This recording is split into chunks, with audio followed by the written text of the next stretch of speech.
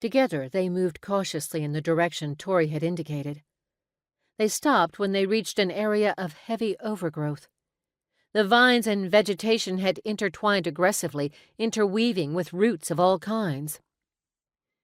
"This looks natural, but at the same time unnatural," said Jasmin. She closed her eyes and held out her hands as she began to chant. "Let the plants of this place lift the veil of secrecy, so the truth may be revealed and made known to me." In response, the ground heaved, and the vegetation shivered before drawing back and separating. The earth roiled and opened as it pushed a body upward into view. Torie gasped, one hand over her mouth as they drew back.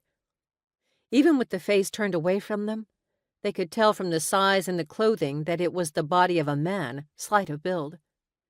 Dirt and moss were caked over it, and several centipedes and ants scurried away from the corpse. "Holy Mother! Who would do this?" demanded Torie. Despite her trepidation, Jasmin peered closer. "This hasn't been here very long, and there are no signs of digging tools where the earth would have been broken to dig a grave." She stood back, staring at her friend, eyes wide. "You know what that means?" Torie nodded, still not wanting to look at the body. "Magic? Yep. Someone killed him and then had the ground swallow him up like this. I'm betting that's the disturbance you were sensing." Torie let out a sigh as she fished her cell phone from one of the pockets of her satchel.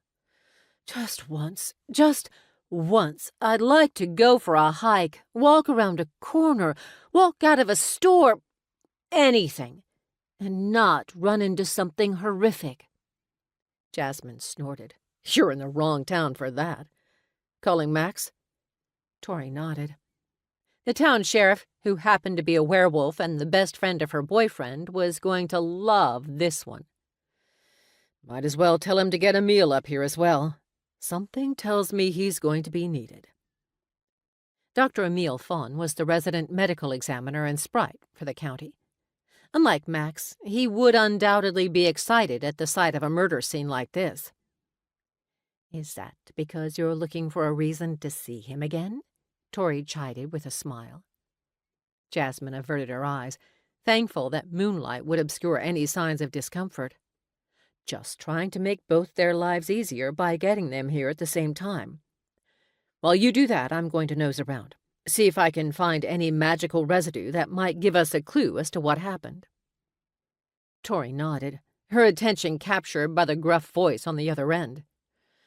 "It's the middle of the night and you're calling me. What foulness have you uncovered now?"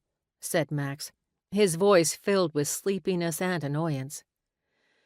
"Oh, you hit that one right on the head," Torie said with a sigh.